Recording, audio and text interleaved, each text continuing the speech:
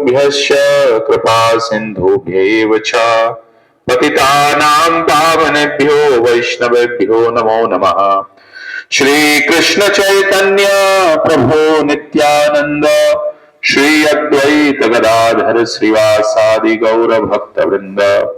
हरे कृष्णा कृष्णा कृष्णा हरे हरे, हरे राम राम राम हरे हरे। हरे कृष्णा। सभी भक्तों का स्वागत है वृंदावन धाम में।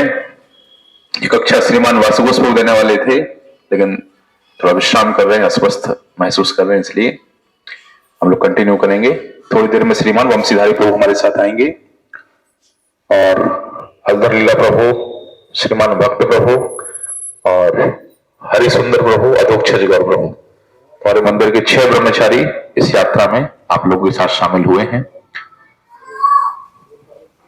वृंदावन धाम ब्रजमंडल दर्शन करने से पहले कुछ महत्वपूर्ण जानकारी उसके विषय में होना बहुत आवश्यक है। इस संसार में कोई भी व्यक्ति किसी प्रकार का कोई भी काम करे, पीछे तक आवाज आ रही है? एक दो कुर्सी दे दो माता को बैठने के लिए। इस संसार में कोई व्यक्ति किसी भी प्रकार का कोई भी काम करे, बिना लक्ष्य और उद्देश्य के कोई कार्य नहीं करता है। और जो काम बिना लक्ष्य और उद्देश्य के किए जाते हैं, सामान्यतः ऐसे कार्यों में असफलता ही प्राप्त होती है। तो आप सभी ने ये लक्ष्य बनाया, विचार किया कि हम वृंदावन जाना चाहते हैं, वहां जाकर के दर्शन करना चाहते हैं। एक विशेष लक्ष्य के साथ आप यहां पर आए हैं। निश्चित रूप से वो लक्ष्य है वृंदावन धाम का लाभ उठाना, वृंदावन धाम का आनंद उठाना। यहां पर तो एक उद्देश्य के साथ में, सब ऐसे कौन कौन है जो एक उद्देश्य के साथ वृंदावन धाम में आए हैं? हाथ उठाइए। एक उद्देश्य लेकर के कि हम कुछ करने के लिए आए हैं। बहुत सुंदर, लगभग सभी। और जो नहीं आए उनको मैं बता देता हूं क्या उद्देश्य है। हर स्थान की अपनी एक महिमा होती है। हम लोग मॉल में जाते हैं, कौन कौन मॉल में जाते हैं भगवान का दर्शन करने के लिए? है कोई ऐसे? यहां पर मूवी में जाते हैं, वहां जाकर के भगवान का संकीर्तन करेंगे, ऐसे कोई है? थिएटर में जाकर के नहीं जाते हम, सिनेमा घरों में जाते हैं मूवी देखने के लिए, मॉल में जाते हैं खरीदारी करने के लिए। ऐसे वृंदावन धाम हम आए हैं अपनी भक्ति के वर्धन हेतु, कैसे हमारी भक्ति में वृद्धि हो, इसी उद्देश्य से हम आए हैं। एक है धाम यात्रा और दूसरा है पर्यटन। इन दोनों में बड़ा अंतर है। यद्यपि कार्य एक से ही हैं, दोनों में हमें टिकट बुक करनी पड़ती है, दोनों में हमें होटल में कमरे बुक करने पड़ते हैं, दोनों में हमें बस बुक करनी पड़ती है, टैक्सी बुक करनी पड़ती है, भोजन की व्यवस्था करनी पड़ती है। एक्टिविटीज दोनों में एक से ही है, काम दोनों में एक से है। लेकिन धाम यात्रा में और पर्यटन में बड़ा फर्क है। पर्यटन होता है मौज मस्ती के लिए, चलो चलते थोड़ा गोवा घूम के आते हैं, बीच में लेटे रहेंगे आराम से, थोड़ा वाटर स्पोर्ट्स करेंगे, उस उद्देश्य से हम लोग जाते हैं गोवा मनाली घूमने के लिए। बल्कि जब भगवान के धाम में आते हैं तो एक विशेष लक्ष्य के साथ में आते हैं। वो लक्ष्य होता है भक्ति का वर्धन हो, भक्ति हमारी आगे बढ़े, आध्यात्मिक रूप से हम उन्नत हैं, इसी लक्ष्य के साथ में आते हैं। तो आशा है सब इसी लक्ष्य के साथ आए हैं, और जो नहीं आए हैं वो इसी लक्ष्य के साथ यात्रा में रहिए, तो गुलाब जामुन खाने का आनंद आएगा। क्योंकि यात्रा इसी लक्ष्य के साथ लाई गई है कि आपको भक्ति का वर्धन होगा। नहीं तो कड़ी में गुलाब जामुन डाल के खाएंगे तो कैसी लगेगी कड़ी? ना गुलाब जामुन का स्वाद आएगा ना कड़ी का स्वाद आएगा। तो वो बेसन की बड़ी जो होती है ना, उसको कड़ी में डालो और चाशनी में गुलाब जामुन को डालो, तो दोनों को खाने का मजा आएगा। क्या हुआ इसको देखो जरा।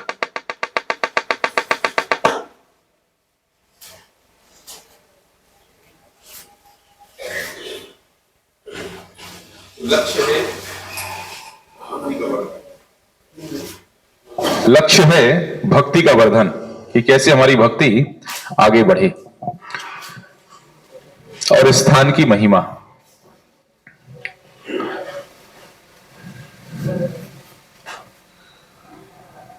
भक्ति का वर्धन कैसे हो उसके विषय में कहते हैं तत्त कर्म प्रवर्तनात्। यहां पर कोई ऐसे बैठे हैं, सीए बैठे हैं, कोई सीए हाथ उठाओ जरा, सीए कोई हो? सीए कोई नहीं है। डॉक्टर कोई बैठा है? डॉक्टर भी कोई नहीं है।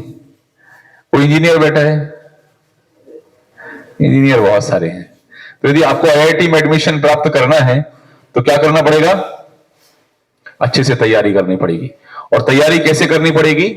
जैसे पहले के विद्यार्थियों ने तैयारी की है।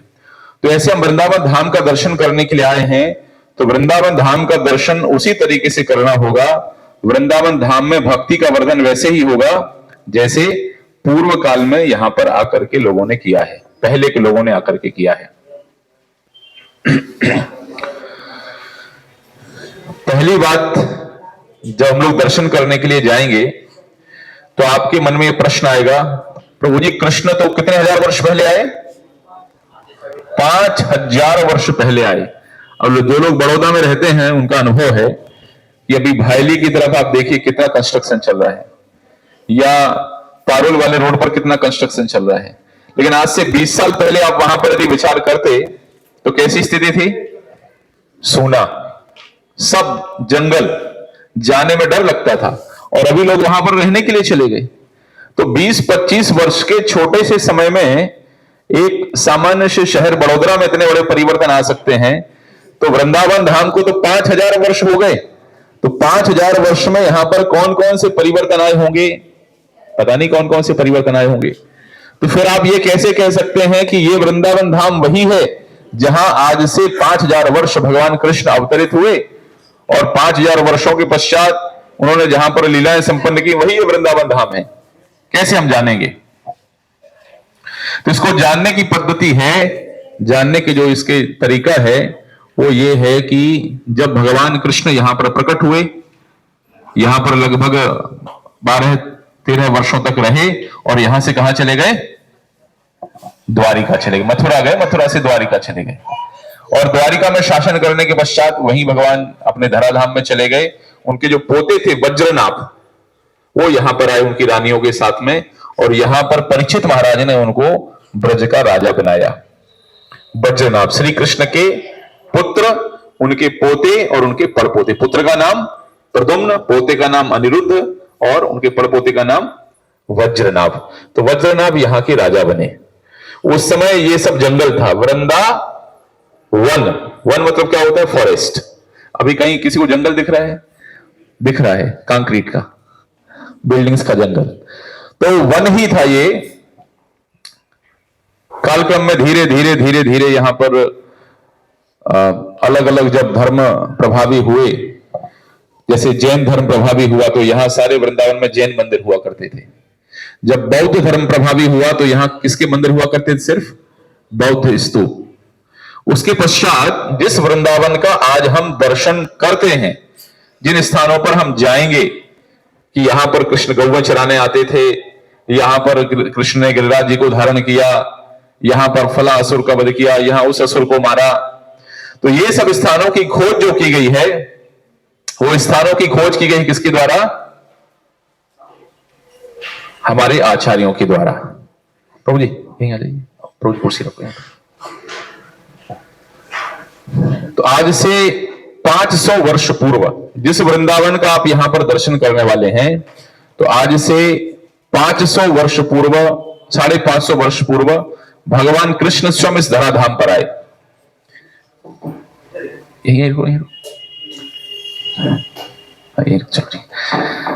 भगवान कृष्ण स्वयं इस धराधाम पर आए। किस रूप में आए?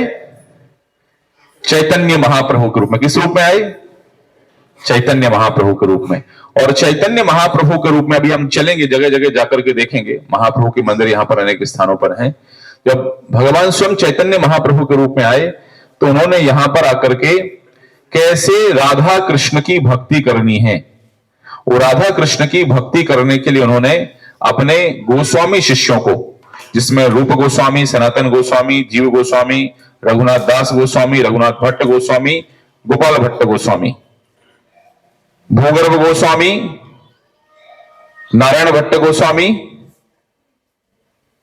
और लोकनाथ गोस्वामी, ऐसे 9 गोस्वामियों को उन्होंने यहां पर भेजा।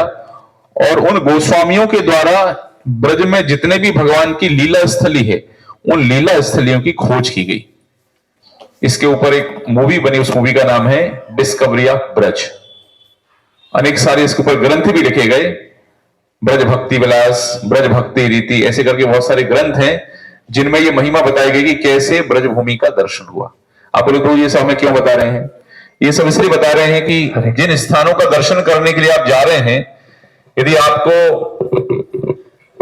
उन स्थानों की वास्तविक महिमा के विषय पता नहीं होगा, तो सिर्फ आंखों की एक्सरसाइज करके हम क्या करके लौट आएंगे। आपको ऐसे लगेगा वही तो कृष्ण बैठे हैं, प्रभु जी लोग परेशान क्यों कर रहे हैं, ये मंदिर में चलो, ये मंदिर में चलो, ये मंदिर, भूख लगी हमें, परेशान क्यों कर रहे हैं हमें? वही तो सब श्याम सुंदर सभी जगह बैठे हुए हैं, अलग अलग मंदिरों में जाने की आवश्यकता क्या है? तो इसलिए जो स्थान है, इन सारे स्थानों की खोज, जहां भी जाएंगे, हम बरसाना जाएंगे, नंदगांव जाएंगे, गोकुल जाएंगे, जो भी लीला स्थलियों के दर्शन करेंगे, वो सारे स्थानों की खोज किसके द्वारा की गई है? चैतन्य महाप्रभु के जो फॉलोअर्स हैं 9 गोस्वामी, उनके द्वारा इस सारी ब्रजभूमि की खोज पुनः की गई है, और उन्हीं स्थानों के हम मुख्य रूप से दर्शन आज कर पाते हैं। तो ये तो हो गई महिमा की कैसे ब्रजभूमि का पुनः प्रकाश हुआ, जो खो गई थी। यहां के लोग कोई पता नहीं था कि कौन सा स्थान कहां पर है। इस प्रकार से ब्रजभूमि का पुनः उद्धार हुआ, पुनः उद्धार जिसको हम कहते हैं। और जब यहां पर इस्कॉन के संस्थापक आचार्य श्रील प्रभुपाद जी जब यहां से 1965 में विदेश जाते हैं, और विदेश जाने के पश्चात 1966 में इस्कॉन की स्थापना की, तो 66 में इस्कॉन की स्थापना के पश्चात वृंदावन क्या हो गया?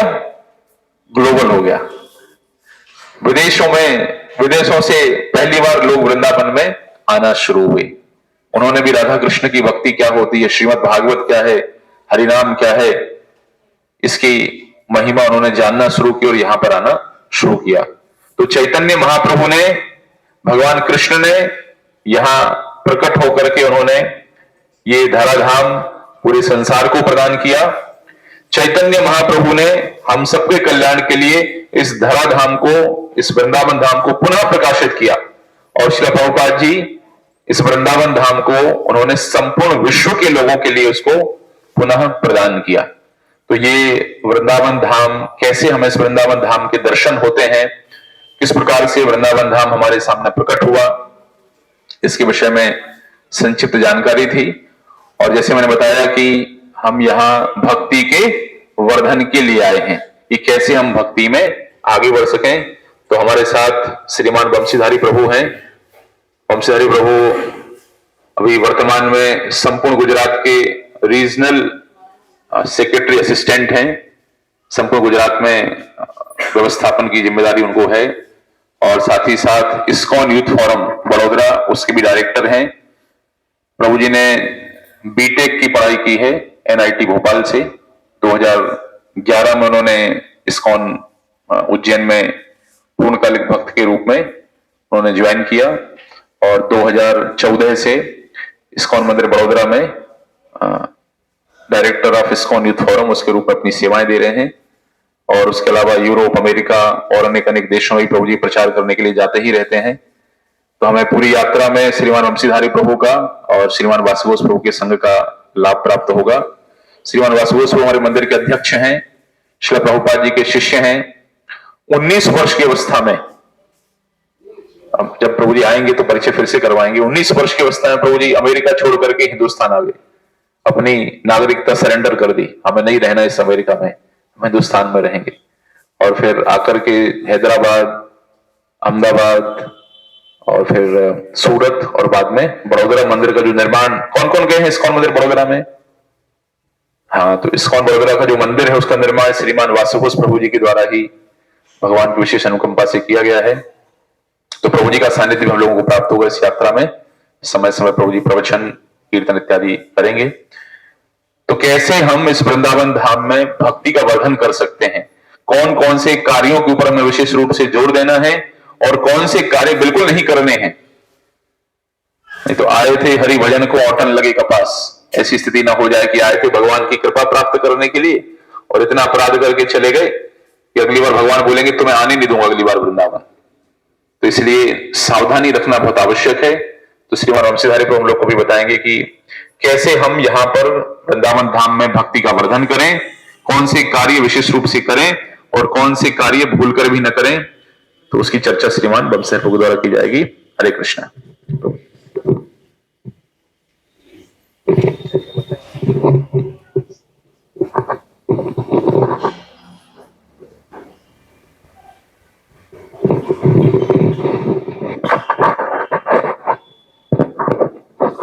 ज्ञानतिमिरान्धस्य ज्ञानाञ्जनशलाकया चक्षुरुन्मिलितं येन तस्मै श्रीगुरुवे नमः। नमो विष्णुपादाय कृष्णपृष्ठाय भूतले श्रीमते भक्तिवेदांत स्वामिनिति नामिने। नमस्ते सारस्वते देवे गौरवाणी प्रचारिणे निर्विशेष शून्यवादी पाश्चात्य देशतारिणे। जय श्री कृष्ण चैतन्य प्रभु नित्यानंद श्री अद्वैत गदाधर शिवासादि गौर भक्तवृंद। हरे कृष्ण कृष्ण कृष्ण हरे हरे, हरे राम राम राम हरे हरे।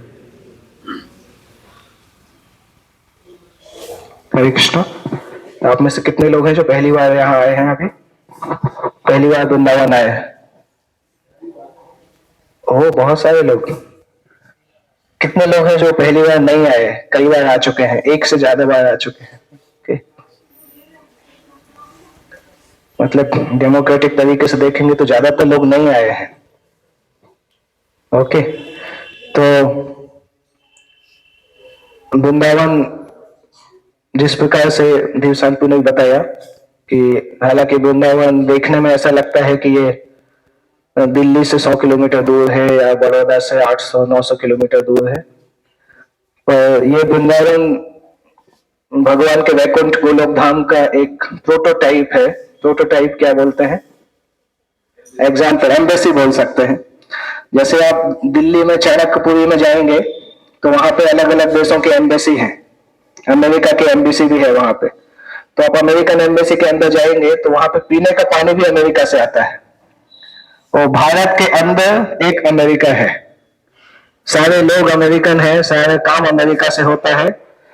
तो देखने में वो फिजिकल लोकेशन हो सकता है भारत में हो, दिल्ली में, परंतु वहां पे नियम सारे अमेरिका के लगते हैं। तो उसी प्रकार से जो ये वृंदावन अभी हम देख रहे हैं, ये वृंदावन गोलोक धाम में जो वृंदावन है उसका एम्बेसी है यहाँ पे। तो यहाँ पे जो नियम है वो गोलोक धाम के हैं, भले ही फिजिकली ये भारत के अंदर, धरती के अंदर उपस्थित है। तो ये समझना चाहिए। तब ये भी समझ सकते हैं कि हम नॉर्मली ट्रेन का टिकट कटा के वृंदावन कैसे आ सकते हैं, कि आप सभी, कई लोगों का टिकट कंफर्म हो गया, कुछ लोगों का आरएसी भी हो गया, कुछ का वेटिंग भी था, परंतु फाइनली सभी लोग पहुंच गए यहाँ पे। पर शास्त्र ऐसा बताते हैं कि ट्रेन या फ्लाइट का टिकट कटा के वृंदावन नहीं आ सकते हैं, क्योंकि वृंदावन आंतरिक हृदय की चेतना है। जब तक व्यक्ति के अंदर भोग की इच्छा होगी तब तक वो वृंदावन का दर्शन नहीं कर सकता है। एक बहुत बड़े आचार्य लिखते हैं, आय कवे नेताई चांदे कवि ना होए वे, संसार वासना मोर कवे तुच्छ हवे, और विषय छाड़िया कवे शुद्ध हवे मन, कवे हम हेरी वो श्री वृंदावन। तो श्री वृंदावन धाम के दर्शन तब होते हैं जब हम विषय को छोड़ देते हैं। विषय क्या चीज है? विषय के बहुत सारे मीनिंग होते हैं। अगर आप इंग्लिश में देखेंगे तो सब्जेक्ट को विषय बोला जाता है, फिजिक्स, मैथमेटिक्स, ये सब कुछ हिंदी में विषय बोले जाते हैं। और सामान्यतः विषय है ऐसी चीज को बोले जाती है जो हमें भगवान से दूर ले जाती है। और विषय जो है वो विष से भी खतरनाक होता है। विषय विष दो सेम शब्द जैसे लगते हैं, पर विष जो है वो हमारे भौतिक शरीर को एक बार मार देता है, और विषय जो है वो हमें भगवान से कई कई लाखों जन्मों तक दूर करके रखता है। दैट मीन्स भगवान की जैसे भोग करने की इच्छा, भगवान की सेवा करने की इच्छा के बजाय स्वयं भोग करने की इच्छा, वो इच्छा जो है वो हमें रोकती है वृंदावन आने के बाद भी वृंदावन का दर्शन करने के लिए। ये भोग की इच्छा को अगर हम एक्सप्लेन करेंगे तो बहुत लंबा डिटेल है उसका, परंतु सामान्यतः ऐसा बताते हैं कि भगवान कृष्ण की इच्छा के लिए, भगवान कृष्ण की सेवा के लिए जो कार्य करते हैं वो भक्ति कहलाता है, और स्वयं अपनी इंद्रियों की संतुष्टि के लिए, इंद्रियों की सेवा करने के लिए जो कार्य करते हैं वो भोग कहलाता है। तो वृंदावन में आके हमें प्रयास करना चाहिए कि भगवान की प्रसन्नता के लिए कार्य कर सके। जितना ज्यादा भगवान की प्रसन्नता के लिए कार्य करेंगे उतना वृंदावन का दर्शन होगा। इसलिए हमने देखा है कि एक ही व्यक्ति कई बार वृंदावन आता है, परंतु कभी भी उसको ऐसा नहीं लगता कि वृंदावन इतनी बार जा चुके हैं, अभी जाने की जरूरत नहीं है। आप में से जो कई बार आ चुके होंगे उनको अनुभव होगा कि वृंदावन की हर यात्रा नई जैसी लगती है। ऐसा नहीं लगता कि अभी 6 महीने पहले होके आए थे, तो ऐसा नहीं लगता कि वो अभी गए थे। जैसे मैं अभी 26 जनवरी से 30 जनवरी तक वृंदावन नहीं था, 15-20 दिन ही हुए हैं। एक और यात्रा थी, उसमें आया था, अभी फिर से आया हूँ, 2 महीने बाद फिर से आऊंगा। तो कभी भी ऐसा नहीं लगता कि वृंदावन बार बार आ चुके हैं। तो एक ही व्यक्ति जिस प्रकार से गीता को लगातार पढ़ता रहे, जिंदगी भर पढ़ेगा, तब भी उसको भगवत गीता नए नए तरीके से समझ में आएगी। उसी तरह से जिंदगी भर वृंदावन आएगा, तब भी उसको वृंदावन नया लगेगा, क्योंकि अंदर हृदय जितना साफ होता रहेगा भगवान की सेवा करते करते, उतना ज्यादा हम वृंदावन को देख सकते हैं। तो अगले 4 दिन हम साथ में हैं।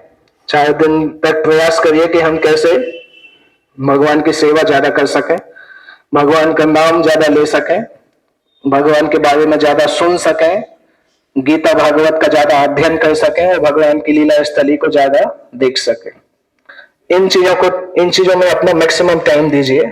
बाकी जो चीजें हैं वो अपने आप चलते रहेंगे। आपको भोजन अच्छा दिया जाएगा, वो हमारी तरफ से गारंटी है। आपको सोने के लिए जल्दी छोड़ देंगे, वो भी हमारी तरफ से गारंटी है। वो सब चीजें आप हैंडल कर लीजिए। अगर ये 2 चीजें हैंडल कर लिया, खाना और सोना, तो वृंदावन के दर्शन अच्छे से हो जाएंगे। केवल एक प्रयास करिए कि मोबाइल फोन का कम यूज करें, क्योंकि मोबाइल फोन का यूज होता है, जो लेक्चर में पीछे बैठे रहते हैं वो फेसबुक ही देखते रहते हैं, फेसबुक देखते हैं या इंस्टाग्राम देखते हैं। तो मोबाइल अगर ज्यादा चालू रहेगा तो हमारा कान और आंख दोनों मोबाइल की तरफ जाता है, तो उस समय हम भगवान के बारे में सुन नहीं पाते हैं। तो प्रयास करिए कि मोबाइल को कम समय दें। 4 दिन के लिए फास्टिंग कर सकते हैं फेसबुक से, इंस्टाग्राम से। आप लोग फोटो खींच लीजिए, फोटो बाद में डाल सकते हैं जब आपको फ्री टाइम मिलता है, परंतु मुख्य समय दीजिए अपना कि हम किस प्रकार से अपनी सेवा वृत्ति को बढ़ा सकें। क्योंकि अगर वो नहीं बढ़ेगा तो आप वृंदावन को इस प्रकार से देखेंगे, कहीं जाएंगे गांव में, गोकुल में, यहाँ वहां जाएंगे तो कहीं सुअर दिखाई देंगे, बोलेंगे ये तो म्यूनिसिपैलिटी वाले अच्छा काम नहीं करते, हमारे बड़ौदा में ज्यादा अच्छा काम होता है। ये कैसा वृंदावन है, योगी आदित्यनाथ कुछ कर नहीं रहे हैं। तो ये सब विचार आएंगे कि ये कितना गंदा जल है यहाँ पे और यहाँ के लोग परेशान कर रहे हैं। तो धाम में आने के बाद हमें धाम की बुराई नहीं करनी चाहिए, एटलीस्ट धाम में रहने वालों की बुराई नहीं करनी चाहिए। पर अगर हम भगवान के बारे में सुनेंगे नहीं तो हम वो ही देखेंगे, क्योंकि सामान्यतः हमारे मन में किसी के बारे में नेगेटिव देखने की इच्छा होती है। कोई व्यक्ति की तारीफ होती है तो हम सहन नहीं कर पाते, कुछ ना कुछ अंदर लगता है कि नहीं नहीं कुछ तो है उसके अंदर। इसलिए आपने देखा होगा कि अगर कभी रोड एक्सीडेंट होता है तो जैसे गुड़ के चारों तरफ मक्खी समा जाती है, वैसे ही लोग मोबाइल लेके खड़े हो जाते हैं।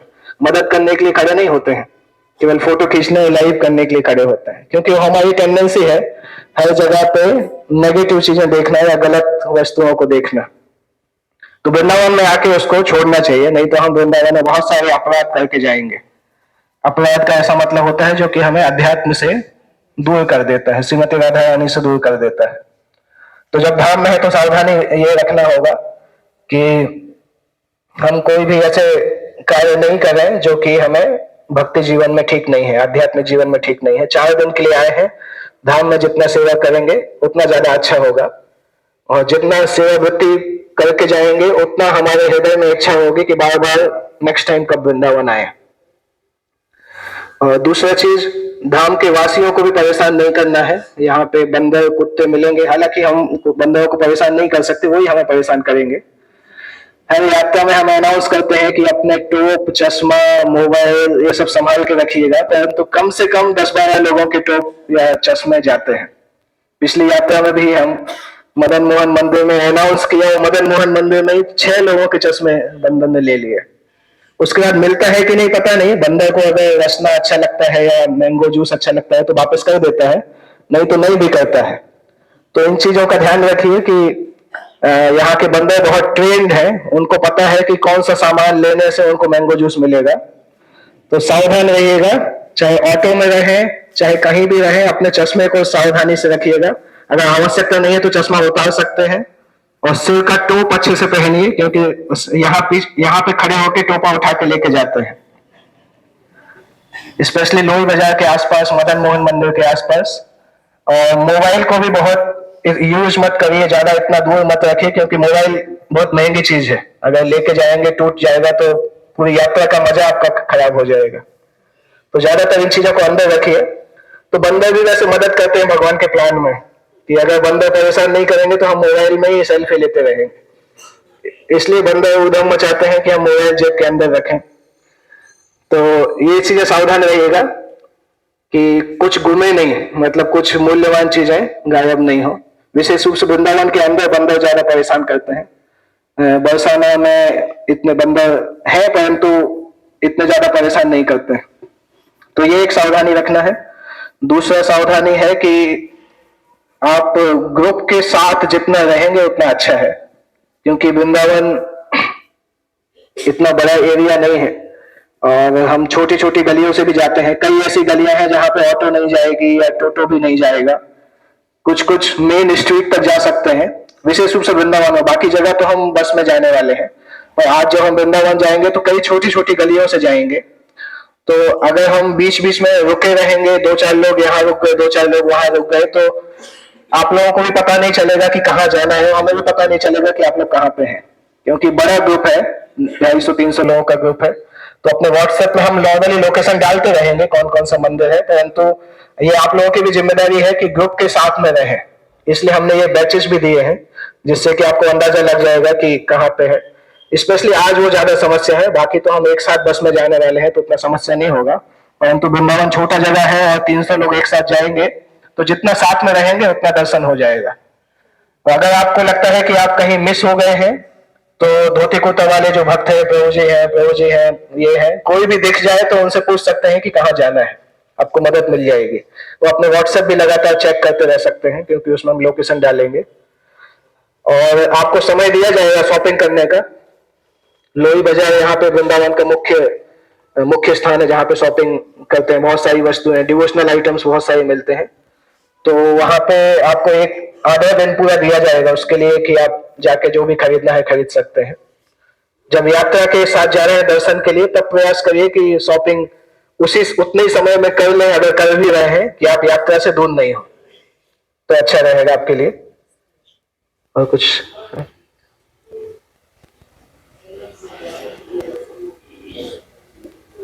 ओके। और जब तक हम यात्रा में हैं तो प्रयास करिए कि सुबह जल्दी उठने का प्रयास करिए। हालांकि हम बस 5 या 6 बजे हम हर दिन बस निकालेंगे, डिपेंड करता है ठंड कितनी रहती है, तो जल्दी उठने का प्रयास करिए। यहाँ पास में इस्कॉन मंदिर है, आधा किलोमीटर की दूरी पे, वहां पे मंगल आरती में भी भाग ले सकते हैं। और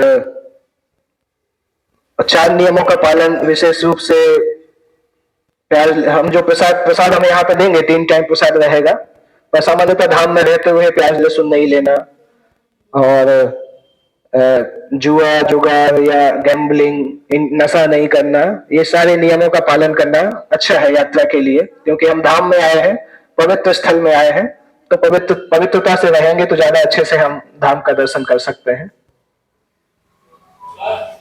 हाँ, चाय कॉफी बड़ौदा में बहुत कॉमन है, प्रयास करिए कि यहाँ पे चाय कॉफी को अवॉइड करें।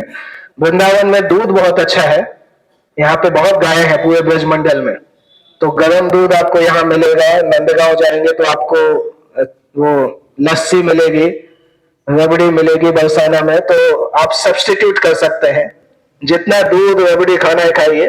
प्रयास करिए चाय कॉफी नहीं ले, क्योंकि वो नशे में आता है, धाम के अंदर लेना उतना ठीक नहीं है। तो दूध दही के बहुत सारे आइटम मिलेंगे, ब्रजमंडल में गाय बहुत है, तो वो कर सकते हैं। और कभी कभी हमें ट्रेवल भी करना पड़ सकता है। जो वृद्ध है उनके लिए ऑटो या रिक्शा कर सकते हैं, पर प्रयास करिए जो जवान है पैदल चल सकते हैं वो पैदल चलने का प्रयास करिए, क्योंकि ब्रज शब्द का मतलब ही पैदल चलना है। ब्रजंती मतलब वॉक करते हैं, भगवान यहाँ पे हमेशा वॉक करते थे, भगवान चप्पल भी नहीं पहनते थे, हम तो एटलीस्ट चप्पल पहन के चलेंगे, क्योंकि भगवान चप्पल नहीं पहनते थे, इसलिए भगवान के चरण के चिन्ह ब्रज में उपस्थित है, ब्रज की धूल में। एक बार यशोदा माँ ने भगवान कृष्ण से बोला था कि आपके लिए मैं चप्पल बनवा देती हूँ। तो भगवान ने बोला कि नहीं, मेरे लिए चप्पल अगर बनवाएंगी तो गायों के लिए भी बनवाना होगा। गाय नंगे पांव जाएंगी, मेरे पास चप्पल रहेगी तो अच्छा नहीं लगेगा।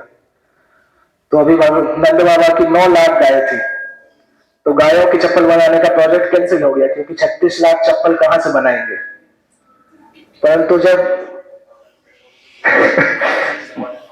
बाटा कंपनी को बुलाना पड़ेगा, तो बाटा था नहीं उस समय, तो वो प्रोजेक्ट कैंसिल हो गया। पर भगवान कृष्ण ने जब इस प्रकार से गायों ने सुना कि भगवान कृष्ण ने हमारे लिए चप्पल का त्याग कर दिया, तो गायों ने सोचा कि हम पूरे ब्रज में जितने भी पत्थर हैं उन सारे पत्थरों को अपने खुद से डस्ट, अपने खुद से टुकड़ा कर करके मिट्टी जैसा बना देंगे। तो पूरे ब्रज के जो पत्थर थे उन्होंने, गायों ने अपने पैरों से उनको मिट्टी के जैसा बनाया है। तो वो ब्रज की धूल है। तो इस धूल में चलने का अपना एक अलग महत्व है। तो अगर प्रयास करिए, किसी को अगर कोई समस्या नहीं है तो पैदल परिक्रमा करना सबसे अच्छा है, जितना भी हम कर सके। और जो नहीं कर सकते हैं उनके लिए व्हीकल अवेलेबल रहते हैं।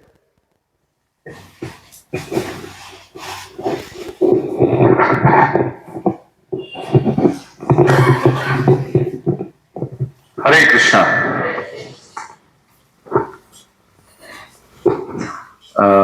कितने लोग हैं जो 60 वर्ष से अधिक आयु के हैं? हाथ उठाइए जरा, हाथ उठा के रखिए, हम देखना चाहते हैं।